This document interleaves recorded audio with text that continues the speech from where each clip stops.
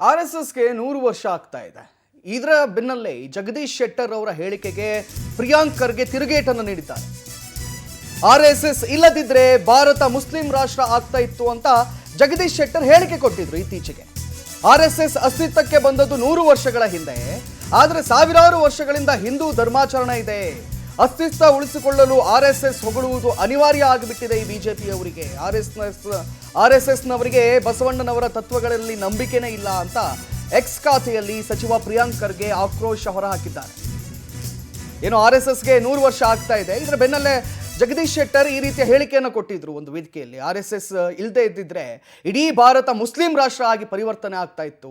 RSS ಇವತ್ತು ಹಿಂದೂ ರಾಷ್ಟ್ರಗಳನ್ನ ಅಥವಾ ಹಿಂದೂಗಳನ್ನ ಒಗ್ಗೂಡಿಸಿಕೊಂಡು ಇಟ್ಕೊಂಡಿದೆ ಅಂತ ಅವ್ರೇನು ಹೇಳಿಕೆ ಕೊಟ್ಟಿದ್ರು, ಅದಕ್ಕೆ ಇದೀಗ ಪ್ರಿಯಾಂಕ್ ಖರ್ಗೆ ಕಿಡಿಕಾರಿದ್ದಾರೆ. RSS ಹುಟ್ಟಿದ್ದು 100 ವರ್ಷದ ಹಿಂದೆ ಅಷ್ಟೇ ಕಣ್ರಿ. ಹಿಂದೂ ಧರ್ಮ ಹುಟ್ಟಿದ್ದು ಸಾವಿರಾರು ವರ್ಷಗಳಿಂದ ಭಾರತದಲ್ಲಿ ಹಿಂದೂ ಧರ್ಮ ಇದೆ. 100 ವರ್ಷದಿಂದ ಹಿಂದೆ ಮಾತ್ರ RSS ಹುಟ್ಟಿದ್ದು. ಅವರೇನು ಮಾತಾಡ್ತಾ ಇದ್ದಾರೆ ಅಂತ ಹೇಳಿ ಕಿಡಿಕಾರಿದ್ದಾರೆ.